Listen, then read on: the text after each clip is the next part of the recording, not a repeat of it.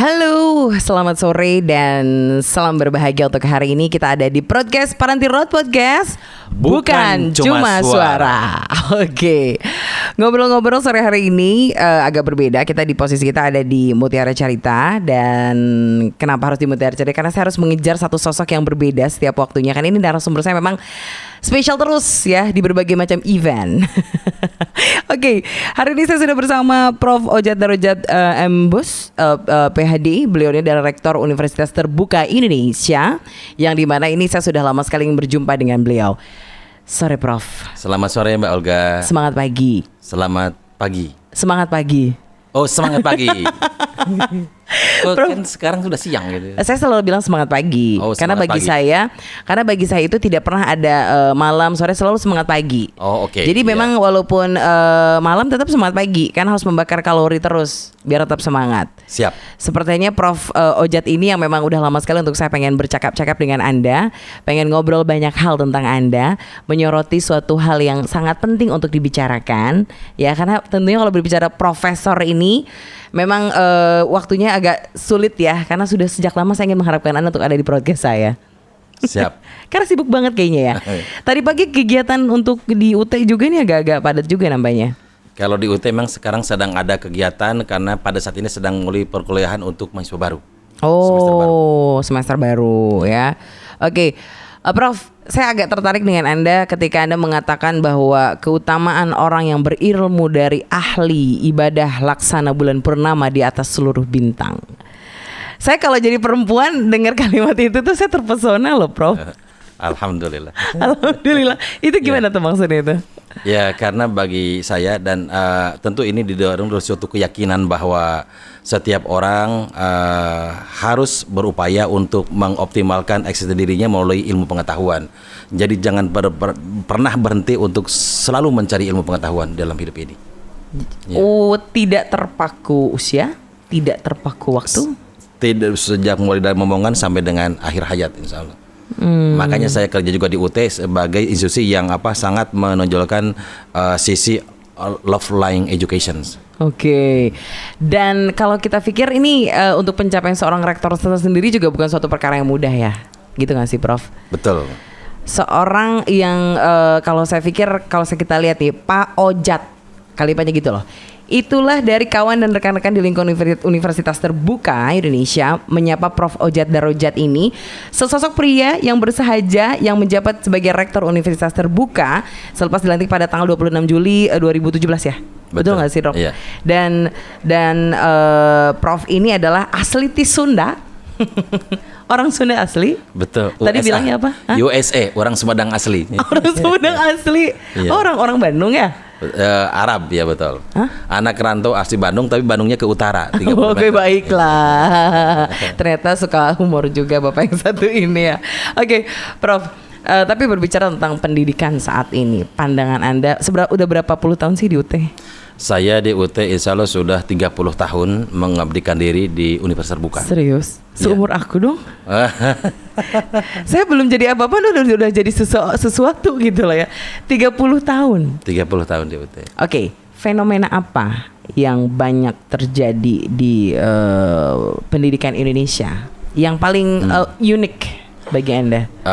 Menurut pengamatan dan pengalaman saya, yang paling unik di kita itu adalah ketika kita atau pemerintah berupaya untuk memberikan layanan akses pendidikan tinggi bagi seluruh warga masyarakat. Karena itu adalah amanah di undang-undang. Okay. Nah di Indonesia itu menjadi tidak mudah karena Indonesia terdiri dari gugusan pulau, di mana orang-orang bukan hanya tinggal di perkotaan, tapi juga sebagian dari mereka berdomisili di daerah-daerah remote area, di pulau-pulau terpencil, daerah terluar, tertinggal, terdepan gitu. Nah, itu sangat unik. Nah, untuk melayani orang-orang seperti itu harus hadir satu sosok perguruan tinggi yang memungkinkan bisa memberikan layanan bagi masyarakat yang tinggal di daerah-daerah terpencil.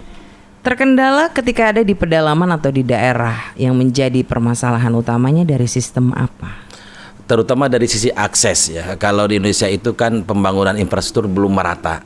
Kalau orang-orang yang berdomisili di daerah-daerah kota besar, urban area, mungkin mereka tidak begitu terkendala ketika akses ke jaringan. Di saat sekarang kemajuan teknologi informasi semakin bagus, semakin merata, tetapi bagi masyarakat yang tinggal di daerah-daerah pinggiran, akses ke jaringan, akses poin sangat susah. Nah, sehingga itu merupakan kendala utama yang dihadapi oleh masyarakat kita, masyarakat Indonesia, ketika mereka ingin belajar mengintegrasikan teknologi dalam proses pedagogi mereka. Gitu. Pemerintah sendiri dalam hal ini tentu sudah punya solusi dong untuk mengatasi hal tersebut. Karena kali gini, berbicara infrastruktur di negara Indonesia, mungkin banyak orang infrastruktur ya jalan gitu loh ya, infrastruktur jalan gitu dan lain-lain. Nah, di pendidikan juga sama loh. Infrastruktur yang seperti apa yang dimaksud? Kalau dalam konteks dunia pendidikan, pada saat ini di mana masyarakat sulit bergerak, ada moving forward dari yang tadinya face to face atau layanan kegiatan tatap muka. Biasanya kan kalau berakar kepada tradisi lama, kegiatan proses belajar mengajar itu terjadi di ruang-ruang kelas, di dalam satu gedung. Nah, sekarang itu sudah berubah di mana kegiatan belajar mengajar itu bukan hanya bisa dilaksanakan di ruang-ruang kelas, tetapi juga bisa dilaksanakan secara lebih luas dan fleksibel. Artinya apa? Akses terhadap pendidikan itu bisa dilaksanakan di mana saja, kapan saja, dan dalam keadaan bagaimana saja. Oke, intinya adalah efektivitas waktu, tempat pun ini bisa dijamin oleh pemerintah melalui sistem yang tadi disebutkan. Betul. Dalam hal ini, saya mendengar bahwa Universitas Terbuka sendiri ini bukan universitas baru dan ini sudah lama puluhan tahun berada di Indonesia. Iya. Dan paling tidak, inikah salah satu jawaban pemerintah tentang solusi yang Anda maksud tadi? Ya, pemerintah telah berusaha menjawab tantangan tersebut dengan menghadirkan Universitas Terbuka sebagai perguruan tinggi negeri ke-45 yang didesain secara berbeda dibandingkan dengan 44 perguruan tinggi yang sudah ada pada saat itu, tepatnya pada tahun 84. Saya belum lahir, Pak Ojat. Saya belum lahir loh, Prof. Iya. 1984 itu udah. Ya, UT lahir. Oh, UT lahir. Betul. Berarti sekarang umur berapa? 36 tahun. 36 tahun. Oke. Nah, di situ pemerintah mulai bergerak untuk bisa memberikan solusi bagi masyarakat yang dikatakan tadi. Karena UT didesain secara berbeda oleh pemerintah, di mana sistem penyelenggaraan pendidikannya itu tidak seperti perguruan tinggi tatap muka, perguruan tinggi konvensional. Tetapi dia berusaha untuk mengimplementasikan sistem belajar jarak jauh. Nah, ini yang tidak ada dalam konteks pendidikan sebelumnya. Saya awal ketika mendengar Universitas Terbuka belajar jarak jauh, pembelajaran jarak jauh atau PJJ ya, disingkatnya, betul ya? Ya. Orang masih rancu nggak sih, atau orang masih bingung nggak sih dengan pembelajaran jarak jauh? Itu sistem yang digunakan bagaimana dan seperti apa? Karena gini loh, saya mendengar tadi Prof bilang bahwa ini kita bisa menghemat waktu loh. Efektivitas Anda juga tidak terkungkung di dalam suatu ruangan yang selalu hadir setiap di jam perkuliahan gitu kan. Pada saat saya lagi kerja, pada saat saya lagi dimanapun saya bisa melakukan pembelajaran gitu loh. Betul. Nah, maksud saya untuk hal seperti ini, masyarakat sendiri ketika di tahun-tahun sebelumnya ketika mendengar PJJ ini seperti apa antusiasnya begitu?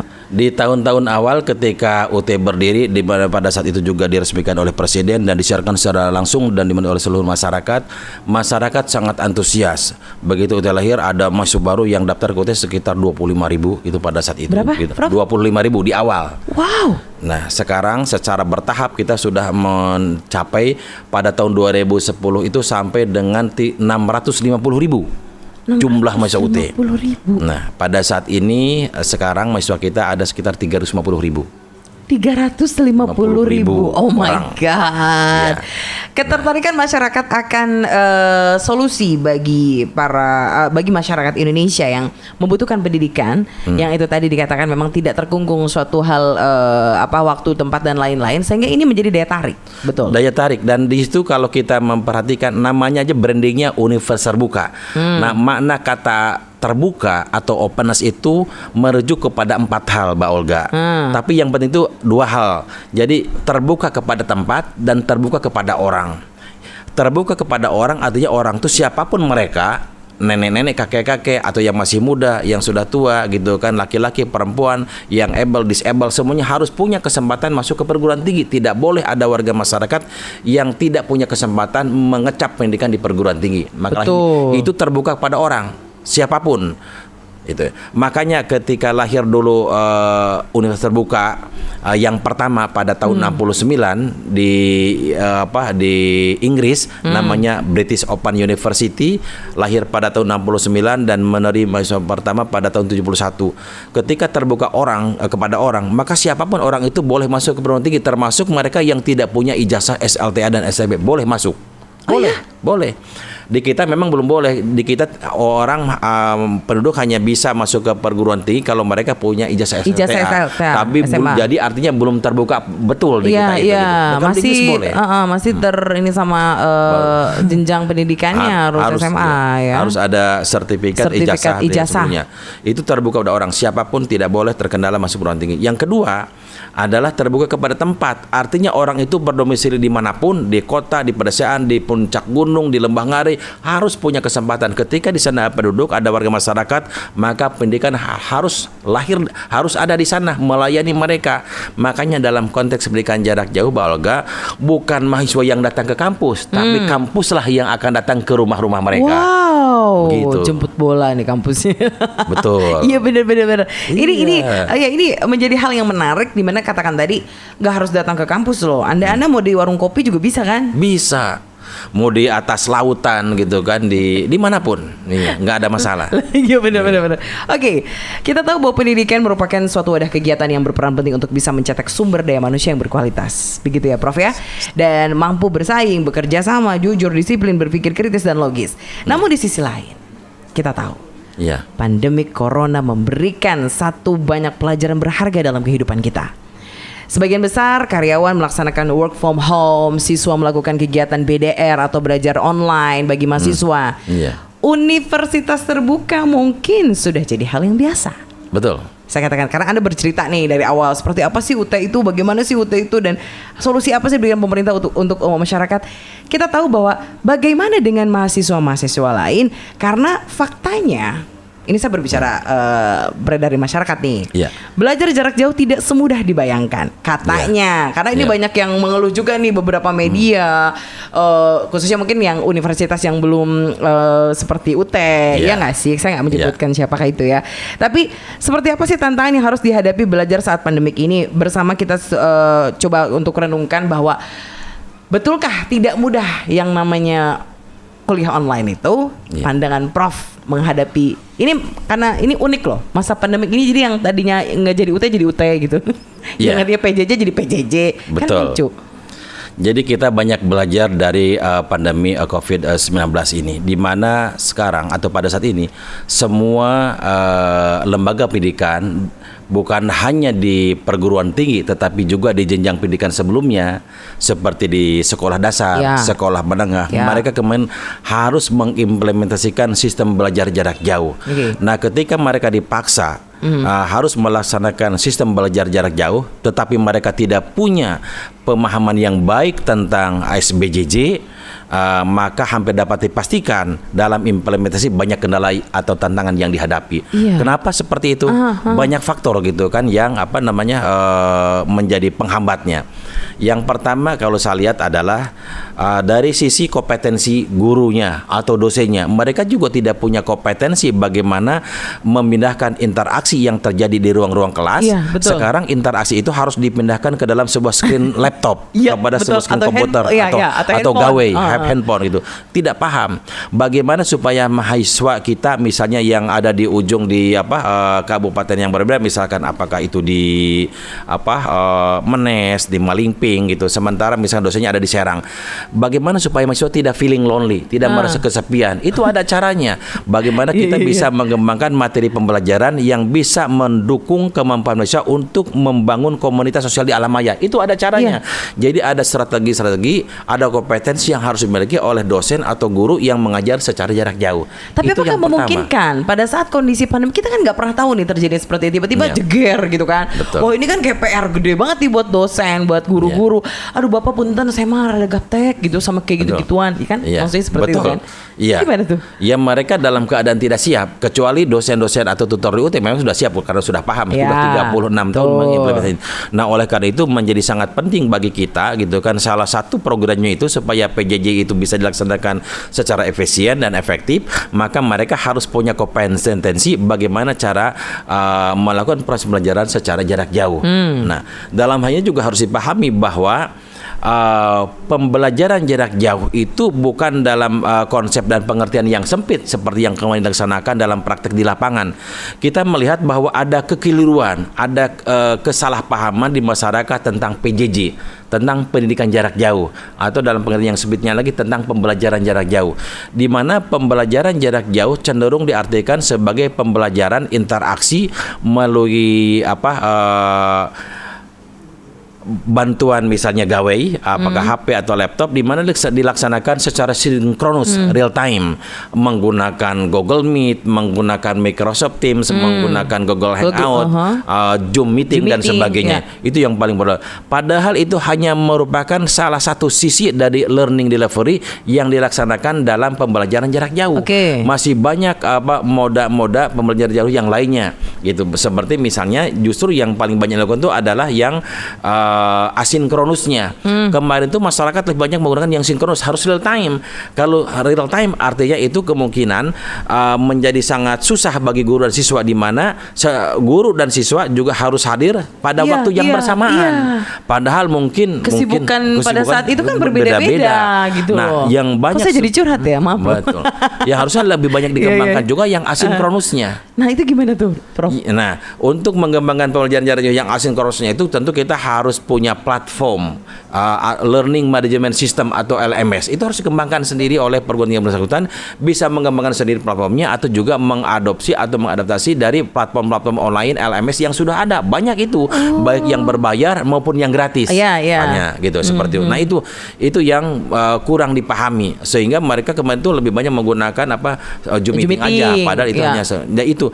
Jadi pembelajaran jarak jauh disimplikasi atau disederhanakan sebagai pembelajaran secara real time melalui interaksi secara sinkronus itu. Itu yang tapi salah. Betul Prof yang dikatakan tadi itu. Ini kita kaget loh. Saya sebagai mahasiswa saja, mungkin karena beberapa hal ya, ketika mungkin menghadapi atau mungkin anak-anak di rumah nih, ayo kita Zoom meeting. Wah, tapi saya lagi nyetir, saya lagi masak, saya lagi ini gitu kan. Nah, itu satu kendala. Terus ada juga kendalanya adalah masalah infrastruktur juga. Infrastruktur dia mulai jaringan. Iya nggak sih? Terus kuota. Walaupun saya tahu sih beberapa pekan yang lalu Pak Menteri kita sudah memberikan fasilitas untuk berupa kuota kuota internet yang dibayar oleh pemerintah, di mana kalau dalam konteks perguruan tinggi itu satu mahasiswa itu mendapatkan 150.000 per bulan untuk nanti selama 4 bulan. Betul. Tapi Prof, intinya ketika masyarakat banyak yang mengeluh sampai-sampai kalau kita tahu nih BDR belajar di rumah, orang tua yang tidaknya biasanya jadi guru jadi guru. Betul. Ternyata jadi guru jadi dosen tuh nggak gampang ya. Betul, itu pekerjaan yang mulia dan berat. Iya banget.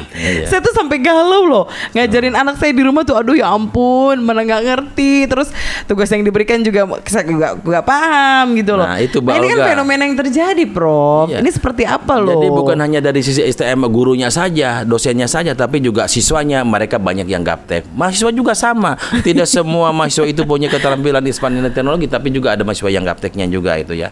Nah, terus juga ditambah orang tua juga tidak paham gitu kan, bagaimana harusnya mendampingi siswa ketika mereka belajar di rumah gitu kan, belajar secara jarak jauh. Itulah.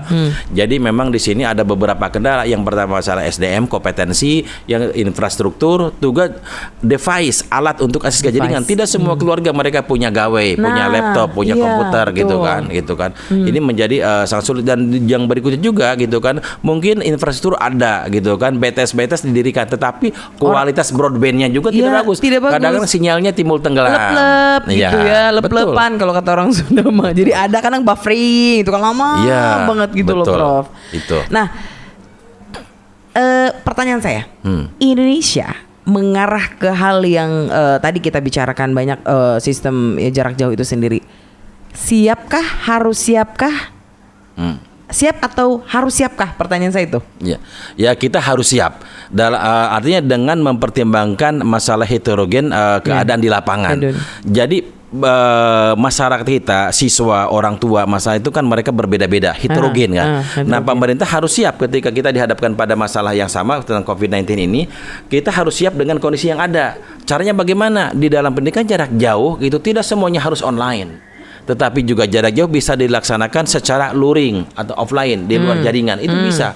Seperti UT juga kan melayani mahasiswa yang ada daerah-daerah terpencil, tidak harus akses pada online. Jadi gimana tuh menggunakan offline-nya kayak gimana? Iya, kita menyiapkan learning material yang bisa dipelajari secara mandiri oleh siswa. Jadi ada buku, apakah itu tercetak atau digital, yang siap dipelajari mahasiswa secara mandiri. Oke. Itu. Berarti memang ada paketnya ya? Ada apa namanya tuh? Buku ya, apa? ada buku paketnya yang harus pelajari. Nah, dalam konteks ini, buku yang disiapkan oleh suatu lembaga yang mengimplementasikan sistem belajar jarak jauh, bukunya itu dikemas secara berbeda. Tidak seperti buku-buku yang dijual di toko-toko buku, gitu kan? Jadi buku yang kita cetak itu adalah buku yang dikembangkan berdasarkan prinsip self-contained atau self-instruction atau self-explanation power. Self-explanation power artinya jadi buku itu bisa menjelaskan sendiri. Buku itu mempunyai kemampuan untuk menjelaskan sendiri kepada pembacanya tanpa memerlukan bantuan atau kehadiran orang lain.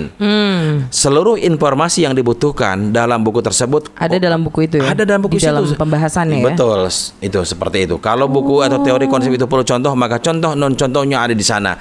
Kalau perlu gambar, maka gambarnya ada di sana. Seperti contohnya begini, gampangnya gitu ya. Ketika dalam suatu buku itu dibahas tentang konsep transportasi. Itu ya. Nah, di situ misalkan diterangkan berbagai alat transportasi, ada kendaraan, ada pesawat, ada becak, ada kuda dan sebagainya. Nah, ketika kita membahas tentang beca gitu kan, mungkin bagi masyarakat Jawa itu nggak masalah gitu kan, tapi bagi masyarakat di Puncak Jayawijaya itu nggak ngerti. Jadi ketika kita membahas konsep transportasi yang berkenaan dengan contoh beca, maka gambar becanya harus ada di sana. Karena pernah kejadian di OT ketika tidak dilengkapi dengan gambar, orang di Puncak Jayawijaya bertanya-tanya, beca itu seperti apa? Apakah ditarik oleh binatang? Betul. Gitu. Apakah didorong oleh mesin atau bagaimana? Jadi harus ada ilustrasinya ya, digambarkan dari harus ada gambar becanya itu seperti apa. Nah, jadi itulah yang namanya bahan ajar yang self content itu kira-kira seperti itu. Self content ya. Seluruh informasi yang dibutuhkan oleh mahasiswa untuk memahami konsep atau teori di situ, makanya semuanya harus ada di sana. Seperti itu. Jadi memang benar-benar detail. Jadi kayak kita baca di situ ada pertanyaan, jawabannya juga ada di situ semua. Betul. Jadi seluruh pembahasan ya. Jadi ketika ada tes formatif di sana, maka kunci jawaban latihan juga, kunci jawaban harus ada di sana. Kenapa itu benar? Ketika ada distraction-nya juga, yang pengecohnya, kenapa itu salah? Harus ada penjelasannya. Penjelasannya juga. Seperti itu. Betul. Wow, mantap loh Jadi ini. memang beda. Saya aja baru tahu nih. Iya, betul. Tapi Prof, ini pertanyaan dari masyarakat sih. Boleh dijawab, boleh juga ya harus dijawab sebetulnya. Di luar dari universitas terbuka, kita tahu tidak hanya berbicara tentang anak-anak mahasiswa, tapi katakanlah mungkin SD, SMP, SMA ketika melihat kejadian ini mungkin agak-agak shock lah ya. Betul. Karena dipaksa, bahasanya dipaksa gitu loh, untuk pembelajaran jarak jauh. Ini bagi SD, SMP, dan SMA. Sebetulnya memang kami tidak siap gitu loh. Nah, pertanyaan saya memang cukup efektifkah ketika pembelajaran seperti ini? Karena contoh gini Prof. Pagi-pagi anak-anak biasa bangun pagi, mandi, sarapan, berangkat sekolah jam 7 udah disiplin di sekolah, udah upacara dan lain-lain. Tapi sekarang dengan sistemnya seperti itu, tiba-tiba anak-anak berangkatnya enggak berangkat siang sih, bangun siang. Terus daringnya juga mungkin BDR-nya di rumah tuh jam 9, jam 10, habis itu udah cuma 15 menit doang belajarnya. Nah, ini gimana gitu loh? Iya, betul. Ini menjadi pertanyaan dan masalah besar bagi kita. Jadi ketika gitu kita ya? tidak siap, anak-anak juga tidak terlatih bagaimana cara belajar secara jarak jauh, orang juga tidak mempunyai pemahaman yang baik, akhirnya jadi terkesan bahwa pendidikan jarak jauh atau lebih sempitnya pembelajaran jarak jauh tidak efektif. Nah, kenapa terjadi seperti itu? Karena memang banyak faktor tadi, termasuk tadi itu yang orang tua termasuk guru juga tidak paham bagaimana cara menanamkan nilai-nilai pengembangan karakter secara jarak jauh. Mereka tidak paham. Nah, padahal kita banyak cara yang dapat ditempuh oleh seorang guru untuk mengembangkan karakter, bagaimana kedisiplinan gitu kan. Itu harus diinformasikan hal-hal seperti itu. Jadi ketika kita menjelaskan suatu materi mata kuliah, dari awal harus kita sudah kasih tahu mahasiswa itu atau siswa itu apa-apa saja yang dibutuhkan oleh siswa untuk terlibat dalam kegiatan proses pembelajaran tersebut. Harus kasih tahu tujuannya apa, terus juga nanti ketika mereka diukur tingkat pencapaiannya pembelajarannya, kita harus itu dengan cara seperti apa. Jangan sampai nanti banyak keluhan yang disampaikan oleh masyarakat bahwa pembelajaran itu tidak efektif, tidak efisien. Apalagi kemarin itu diperparahnya itu kan bukan hanya dari sisi infrastruktur yang tidak ada, kompetensi yang kurang bagus, serta alat atau device untuk akses ke jaringan tidak ada, tetapi juga diperparah karena memang tidak disertai dengan bahan ajar yang dirancang untuk penyelenggaraan pendidikan jarak jauh. Ya itulah permasalahannya. Buku-buku paket di SD, SMP dan SMA itu hanya buku paket yang bisa dipelajari di ruang-ruang kelas. Iya. Gitu. Kan pasti berbeda kan? Berbeda. Yang di buku paket yang biasa kita lakukan di sekolah sama yang untuk di rumah. Kalau yang di rumah yang tadi dikatakan Prof Ojat tadi beda loh. Ada konten di dalamnya itu berbeda lagi. Ketika kita nanya, ada jawabannya, ada pembahasannya, ada alasannya di situ semua. Betul. Yeah. Nah itulah yang saya pertanyakan, Prof. Makanya ya ini nggak siap tapi harus siap gitu loh. Tapi ini bisa menjadi satu fase bahwa pendidikan di Indonesia akan berkembang dengan sistem IT. Jadi contohnya gini loh, perkembangan teknologi pendidikan gitu. Indonesia udah mulai dengan tanda dipaksakan itu tadi. Iya, betul. Karena kalau nggak dipaksa tuh nggak seru gitu loh. Ya, memang saya kira pemerintah juga sekarang sedang mendorong. Pemerintah sudah punya program mendirikan BTS daerah terpencil supaya nanti orang-orang masyarakat yang tidak punya akses ke jaringan, mereka bisa punya akses ke jaringan. Mudah-mudahan dengan kualitas bandwidth yang lebih baik, sehingga nanti pembelajaran dengan mengintegrasikan teknologi itu bisa memungkinkan dijangkau oleh masyarakat kita yang tinggal di daerah-daerah pinggiran. Itu sangat penting. Nah, untuk sementara ini, kalau sementara ini misalkan itu belum ada, nah cara yang dapat kita lakukan adalah dengan cara pengembangan bahan ajar untuk anak-anak sekolah dasar dan sekolah menengah itu adalah mendesain bahan ajar yang bisa dipelajari secara jarak jauh. Itu seperti itu. Saya kira itu memungkinkan. Prof, UT sendiri kayaknya cukup berbangga juga nggak sih bahwa sebagai pencetus pertama adanya sistem pembelajaran jauh. Jadi kayak 36 tahun tuh yang lalu, tapi sekarang orang-orang udah kayak ngikutin UT juga. Iya. Bangga dong. Alhamdulillah, itu anugerah. Jadi selalu sebelum ada seperti ini kita udah duluan loh, maaf loh gitu loh. Kayak gitu ya. Jadi di balik musibah, wabah atau perhara corona itu justru kita menarik hikmah yang sangat besar, di mana sekarang universitas terbuka dijadikan sebagai kiblat, benchmark bagi seluruh perguruan tinggi gitu untuk menyelenggarakan jarak jauh. Dan Pak Menteri, sejak Pak Menteri Riset dan Pendidikan Tinggi yang lalu dengan dilanjutkan oleh Mas Menteri yang sekarang menyatakan bahwa memang UT sebagai benchmark penyelenggara pendidikan jarak jauh di tanah air. Dan kita makanya diminta juga oleh pihak kementerian untuk mendampingi, bekerja sama, sinergi dengan seluruh perguruan tinggi, bahkan seluruh lembaga pendidikan ketika mereka ingin belajar bagaimana cara menyelenggarakan dan mengelola pendidikan jarak jauh. Dan kita sangat siap karena ini adalah merupakan tanggung jawab besar, dan UT gitu kan memiliki punya kepentingan untuk bersama-sama dengan isu yang lain bersinergi mencerdaskan bangsa melalui sistem belajar jarak jauh. Oke. Dan gini, saya agak tertarik juga. Sepertinya kalau kita lihat dari profilnya Prof Ojat ini kan memang hampir menelusuri beberapa negara. Karena kita tahu bahwa UT ini katanya ada di 42 negara. Iya. Itu kok bisa kayak gitu ya? Bisa, karena dengan sistem belajar jarak jauh itu bisa menembus batas-batas wilayah. Nah, itu maksud saya. Itu yang tidak dimiliki oleh perguruan tinggi tatap muka, dan itu adalah competitive advantage, keunggulan bersaing UT bila dibandingkan dengan perguruan tinggi konvensional. Nah, 42 negara itu udah sejak lama dengan adanya seperti itu ya? Sudah lama gitu kan. Kita melayani orang-orang Indonesia yang bekerja di luar negeri. Dari 40 negara itu terutama orang-orang Indonesia terkonsentrasi di 6 negara. Ada yang di Malaysia, di Singapura, Hong Kong, Taiwan, Jepang, Korea Selatan, Arab Saudi gitu, Jepang. Makanya Anda terkenal sebagai Presiden Universitas Terbuka se-Asia, betul ya? Alhamdulillah diberi amanah itu saya. Wow, ini keren banget loh. Wis, saya sampai terpukau dengan perjalanan karirnya dari Prof. Ojat ini, karena dikatakan tadi Presiden Universitas Terbuka se-Asia ini. Kenapa? Saya sempat tanya tadi, Prof, suka jalan-jalan nggak? Suka gitu kan. Oh, sukanya kemana Olga? Kalau saya sih kesini. Kalau Bapak kemana? Saya sukanya sih ke negara-negara tetangga, tapi di sini bukan traveling biasa. Alias beliau ini adalah seorang yang suka banget traveling akademik. Ya seneng banget ketika ada seminar katanya. Betul. Ya. Yeah. Jadi gini, ada seminar di Kanada, plung gitu ke Kanada gitu ya, Prof betul, ya. Betul. Ada seminar di Swiss, plung ke Swiss. Betul. Apakah itu salah satu cara Anda untuk bisa gini loh bahasanya, ketika orang kan biasanya banyak tahu tuh banyak hal yang diterapkan juga di Indonesia. Kita tahu bahwa negara-negara lain tuh sistem pendidikannya apakah juga sama nggak sih? Jadi kayak semacam apa namanya Pak?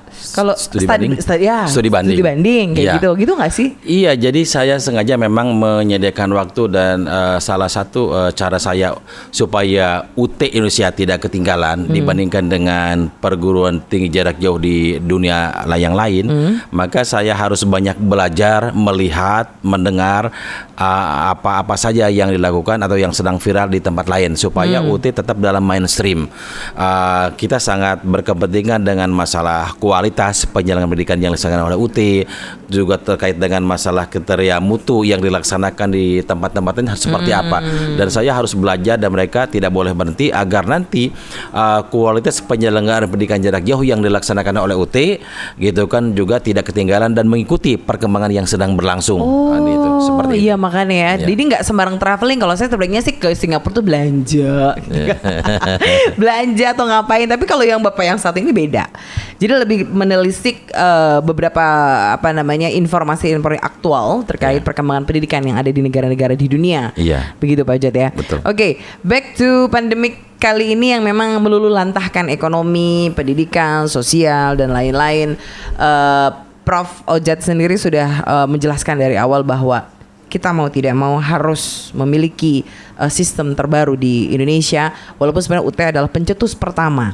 Tapi PR-nya adalah bagaimana ketika universitas lain atau sekolah-sekolah yang masih kayak SD, SMP, SMA ini menjadi satu hal yang dilema. Betul. Ya, Prof. Saya katakan tadi, apakah ini kemajuan atau kemunduran? Mungkin kemajuan, Olga. Hanya saja mungkin belum siap, tapi harus siap. Betul.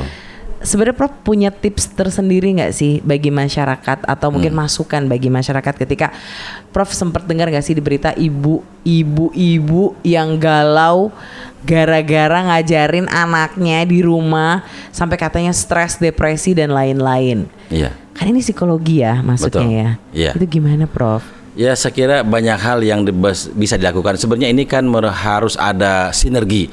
Kita tidak bisa menyalahkan satu pihak atau kita juga tidak bisa hanya bertumpu kepada satu sisi atau satu pihak. Harus ada sinergi antara pemerintah, swasta, masyarakat, termasuk juga orang-orang seperti kita yang ada di lingkungan pendidikan, termasuk anak-anak. Berbagi peran gitu kan. Itu menurut saya sangat penting. Yang pertama terkait dengan masalah kesediaan infrastruktur. Pemerintah harus hadir. Pemerintah harus hadir. Bagaimana pemerintah bisa menyediakan infrastruktur di daerah-daerah gitu kan yang selama ini akses pada jaringan kurang bagus, ya dibangun BTS-nya dengan kualitas bandwidth yang lebih baik. Gitu kan. Betul. Itu memang bertahap. Mungkin tidak semuanya bisa dilakukan secara serentak, tapi bisa dilakukan secara bertahap gitu kan. Pemerintah harus hadir di sana. Terus yang berikutnya juga dari sisi masyarakat. Masyarakat juga memang jauh penting. Bagaimana masyarakat dibantu oleh pemerintah mengedukasi setiap orang tua siswa agar mereka juga memiliki kesadaran yang baik. Anak itu kan sebenarnya kalau dalam konteks pendidikan itu kan ada 3 jalur pendidikan. Ada jalur pendidikan formal, informal, dan non formal. Nah, pendidikan informalnya itu termasuk pembentukan karakter tuh adanya di lingkungan keluarga. Jadi keluarga juga harus diedukasi. Di saat ini di mana kemajuan dalam bidang teknologi dan informasi komunikasi semakin canggih gitu kan, maka masyarakat juga harus diedukasi gitu kan agar mereka bisa secara bertahap mengikuti perkembangan yang terus berlangsung ini, gitu ya. Orang tua itu juga menurut saya sangat penting supaya ketika anaknya misalkan ada akses ke internet, orang tua harus paham jangan sampai nanti anaknya terpapar, gitu kan, oleh penyakit-penyakit yang diakibatkan misalnya ke akses-akses ke situs-situs yang tidak baik. Situs-situs gitu kan. Nah, itu tidak hanya ya orang tua juga harus edukasi, itu sangat penting. Iya, Prof. Karena gini loh, kayak di rumah sih baik-baik aja gitu. Justru di rumah yang pakai internet googling atau pakai internet itu justru yang mengkhawatirkan gitu loh, ya nggak sih? Iya. Nah ini juga lebih bahaya lagi tuh, gimana tuh? Kayak serem juga nih anak saya kalau kebanyakan buka internet juga, Prof. Betul. Ya, di satu sisi sampai itu bisa merusak moral anak-anak gitu, dan berikutnya juga kecanduan pemain itu juga harus gitu juga dikendalikan dengan baik, memberikan pemahaman yang baik pada anak supaya anak tidak menjadi tawanan gitu kan dari gadget-gadget atau gawainya mereka.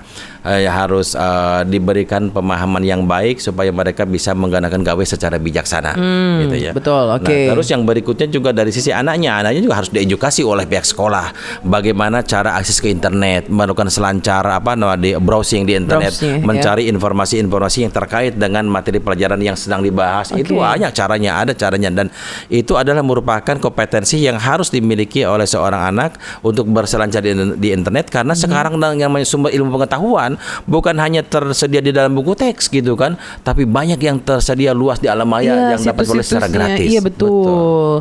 Saya aja buka profilnya Prof udah banyak banget di sini. Nggak usah ngobrol juga udah tahu duluan ya. Oke, Prof.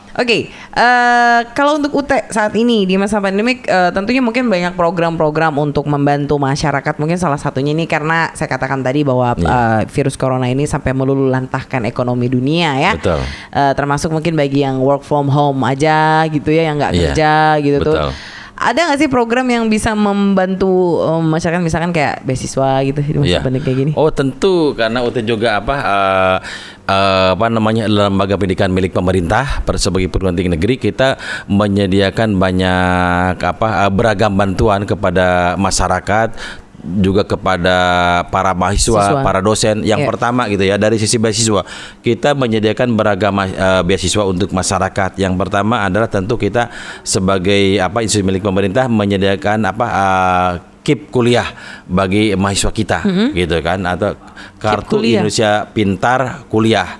KIP kuliah itu ada kartu gitu kan. Kartu Indonesia Sehat kalau kita ini, tapi kartu Indonesia Pintar KIP kuliah. KIP kuliah. KIP kuliah itu kita menyalurkan. Sifatnya lebih menyalurkan, kan itu ada proporsi yang disampaikan oleh pihak Kementerian. Kemendikbud melalui Dirjen Dikti disebarkan secara proporsional ke masing-masing perguruan tinggi baik negeri maupun swasta, dan UT juga kebayang di sana, dan kita sampaikan kepada mahasiswa. Itu satu beasiswa ya. Terus yang berikutnya juga kita menyediakan beasiswa CSR dari beberapa lembaga mitra kita diberikan kepada UT untuk disalurkan kepada mahasiswa UT. Itu banyak juga, jumlahnya sangat besar. Gitu dan selama ini kita itu juga didistribusikan ke kantor-kantor cabang yang kita sebut sebagai unit program belajar jarak jauh. Seperti kalau di sini ada UT Serang. Gitu kan. Nah, UT Serang juga merupakan tangan kanan kita, cabang kita yang ada di Provinsi Banten untuk menyalurkan beasiswa itu ke masyarakat. Gitu. Berikutnya juga tentu kita juga punya beasiswa bagi mereka yang mengalami bukan kebangkrut nyebutnya itu, karena terpapar COVID. COVID, terus juga mereka mungkin dipecat dari perusahaannya, orang tuanya, atau yang dirumahkan, di PHK, atau juga mungkin mahasiswanya sendiri, kan mahasiswa itu juga banyak yang sudah bekerja, dia tidak punya lagi penghasilan, maka kita menyediakan juga bantuan belajar bagi mahasiswa, bantuan kuliah, bantuan biaya supaya mereka yang terkendala karena COVID-19 itu mereka masih tetap bisa melanjutkan kuliah di UT. Ada free juga. dong. Ya ada, kita siapkan itu kan. Kita ada anggaran, saya tidak menyebutkan, tapi jumlahnya beberapa miliar kita siapkan untuk mereka. Itu bukan sedikit, itu gede banget, beberapa miliar. Itu kita siapkan. Terus yang berikutnya juga bukan hanya dalam konteks lingkungan UT, kita menyediakan juga bagi masyarakat luas. Seperti misalnya bagi perguruan tinggi yang tidak punya bahan ajar yang didesain secara jarak jauh, maka UT menyiapkan bahan ajar digital. Bahan ajar digital. Sebentar, ini untuk universitas lain? Semua. Oh, semua? Ya, semua dikasih secara free untuk mahasiswanya, untuk dosennya, termasuk masyarakat umum itu boleh akses ke sana secara gratis. Itu boleh. Itu kita menyiapkan di ruang baca virtual RBVUT, menyediakan kalau teman-teman juga misalkan di masyarakat di sini di Provinsi Banten gitu ya, ingin akses ke sana silakan. Itu bisa diakses di websitenya UT. Di situ ada tinggal username-nya dipakai di situ mahasiswa, terus nanti passwordnya itu adalah UT Peduli, udah nanti itu bisa akses semua. Langsung keluar semua ya? mata kuliah itu. Wah, keren. Kok memang seperti itu ya sistem yang digunakan untuk bisa berbagi. Ya, itu UT Peduli, bagian dari UT Peduli untuk masyarakat karena COVID-19 itu. Dan di situ juga kita menyampaikan juga kepada mereka kalau mereka butuh bantuan perguruan tinggi atau lembaga pendidikan yang tidak punya learning management system untuk menawarkan online learning services atau berjalan dalam jaringan, maka UT menyediakan LMS gratis bagi mereka. Wow. Gitu. Mereka bisa tampung di sana materinya, kontennya nanti diakses oleh mahasiswa atau siswa mereka. Itu kita siapkan juga pelatihan dan pembekalan bagi dosennya, gurunya yang ingin mengembangkan bahan ajar secara online, kita latih, kita beli bagaimana caranya, termasuk juga membangun grand design sistemnya gitu bagi tenaga-tenaga kependidikannya, administrasinya di situ. Kalau mereka tidak bisa bagaimana cara membuat sistemnya, desainnya, kita juga bisa bantu. Itu yang kita lakukan sama lah ini. Oke, nah ini kalau saya sih mengapresiasi banget UT dalam hal ini memang kayak berbagi gitu ya Pak ya, untuk seperti karena kayak bisa katakan tadi Bapak pendidikan banget nih. Bapak pendidikan ya. Pak, kemarin saya lihat statementnya Pak Nadiem ya. Oh, Pak Mas Menteri ya. Pak Mas Menteri, bukan Pak Menteri ya. Iya, Mas Menteri. Kan milenial banget ya. Iya. Itu sempat menyapa Pak Ojat juga pada saat itu karena beliau juga menginformasikan kepada masyarakat tentang sebenarnya rule-nya apa sih Pak yang ada di Mister Mas Pendidikan kita? Iya. Mas Menteri kita. Apanya, yang diisi obrolannya beliau. Iya, beliau. Iya, dia menyampaikan apresiasi kepada UT pada saat dia Natalis ke-36. UT sekarang udah berkembang pesat luar biasa ya. Berkembang pesat luar biasa, telah bertransformasi dari sebuah perguruan tinggi jarak jauh yang dulu masih tertinggal, konvensional, tradisional, sekarang telah bertransformasi UT menjadi sebuah PTJJ modern. PTJJ modern. Perguruan tinggi jarak jauh yang modern. Ya, ditandai dengan di mana seluruh kegiatan yang terkait dengan core bisnis mahasiswa, dari kegiatan registrasi, terus layanan bantuan belajarnya, proses pembelajarannya sampai dengan penyelenggaraan ujian sekarang sudah fully online. Jadi mahasiswa bisa registrasi dari rumah. Terus juga bahan ajarnya secara digital yang bisa diakses dari rumah. Terus juga layanan bantuan belajarnya bisa dilaksanakan secara sinkronus dan asinkronus dari rumah. Terus juga penyelenggaraan ujiannya sekarang bisa dilaksanakan dari rumah. Jadi semuanya sekarang jadi bukan mahasiswa yang datang ke kampus, tapi kampus yang akan datang ke rumah-rumah mahasiswa. Wow, makanya ini Mas Menteri kita kemarin sampai ngobrolnya ini banget ya. Untuk Prof Ojat dan Rojat, spesial banget, spesifik banget. Tapi memang berarti di sini adalah solusi yang paling efektif di masa pandemik seperti ini ya UT sendiri yang punya peranan yang begitu luar biasa. Gitu ya bagi saya nih pendengar dan juga penonton dan masyarakat juga seperti itu. Oke. Prof, berarti kalau di Indonesia ada berapa UT yang ada? UT-nya hanya satu. UT-nya hanya satu, tapi kantor cabangnya yang banyak. Ya, itu maksud saya. Maaf. Nah, kantor cabangnya UT itu ada 39 provinsi di 39 di 34 provinsi. 34. Mbak geografinya tidak lulus dulu ya waktu SD. Betul. Kecelitut ya langsung deh gue. 34 provinsi. Iya. 39 tapi kantor cabang. Dan satu kantor untuk pusat untuk ngurusin mahasiswa kita di 42 negara tadi. Wow. Ya. Yang di negara-negara itu orang Indonesia semua kan? Orang-orang Indonesia yang mereka bekerja di luar negeri gitu kan, dan mereka tetap ingin kuliah gitu kan. Nah, caranya diwadahi melalui UT gitu kan. Ya. Itu program itu S1 kan? S1, S2, S3-nya? S3 juga ada. S3 ada? Diploma juga ada. Oh, tapi saya untuk yang S3 ini baru atau udah lama? Ya, baru 2011 mendirikan. baru 2000 sudah lama ditawarkan, dong. ya. Untuk S3-nya nih yang untuk prisonnya apa nih, Prof? Ya sekarang itu kita menawarkan yang paling aktif untuk jenjang S3 manajemen dengan konsentrasi ada sumber daya manusia, pemasaran dan keuangan gitu kan. Dan satu lagi ada administrasi publik, ADPU. Ya. Emang ini mungkin kenapa nyari yang seperti itu emang lagi banyak diminati oleh masyarakat juga untuk S3-nya ya? Itu. Oke, oke. Yang pasti ini untuk masyarakat mungkin dari tadi kita cerita banyak banget nih, panjang lebar banget. Saya juga nanti ingin tahu banyak juga tentang mahasiswa-mahasiswa yang ada di UT, tapi nanti kita ngobrol-ngobrol. Untuk sebelum kita closing statement karena waktu mas-mas yang di ujung sana sudah melambaikan tangan. Oke, boleh untuk closing statementnya, Prof, terkait tentang tema kita untuk hari ini. Mbak Elga, jadi saya sangat berterima kasih. Mudah-mudahan dengan kehadiran UT, terutama di sini di Provinsi Banten gitu ya, di Pandeglang, mudah-mudahan UT semakin dicintai oleh masyarakat. Pastinya. Kehadiran UT semakin diterima oleh masyarakat. Tentunya. Dan UT dijadikan sebagai salah satu solusi bagi masyarakat, bagi mereka yang ingin melanjutkan ke perguruan tinggi dengan biaya yang sangat terjangkau, dengan kualitas yang baik, dan dengan sistem pembelajaran yang luas. Luas. Sistem pembelajaran yang luas. Oke. Karena kenapa? Program di UT ini sangat banyak sekali. Karena saya tahu menjangkaunya tuh sampai ke masyarakat. Jadi masyarakat nggak usah khawatir untuk datang langsung ke UT. Karena UT yang akan datang langsung ke Anda. Ya, jadi tunggu aja di rumah. Iya nggak sih, Prof? Betul. Iya. Karena kalau tidak salah ada juga di daerah-daerah itu ada semacam kayak Pokjar. Kelompok belajar. Jadi bisa juga belajarnya bareng di situ ya, di Pokjar. Nanti mungkin kita jelaskan Pokjar itu apa dan seperti apa. Yang pasti Prof, thank you banget untuk sore ini. Ini saya sebenarnya belum puas sih, masih banyak yang mau ditanyain, tapi begitu sangat terbatas sekali. Yang pasti thank you untuk hari ini dan sukses Prof. Untuk podcast kita selanjutnya mau ya untuk selanjutnya kita angkat tema yang lebih kalau perlu berseri Mbak Olga gitu. Berseri. Oh iya benar, season 1, season 2, season 3. Setuju. Mungkin nanti kita akan syuting langsung di UT Pusat ya. Oh siap. Oke, betul ya. Karena ngobrol-ngobrol saya belum pernah ke UT Pusat nih, tapi katanya ini megah banget dan lux banget di sana. Di daerah mana, Prof? Di daerah Pondok Cabe, Tangerang Selatan, Provinsi Banten. UT juga sebenarnya adanya di Banten, UT pusatnya ya. Iya, UT pusatnya di posisi di Banten ya. Banten. Di Pondok Cabe ya. Iya.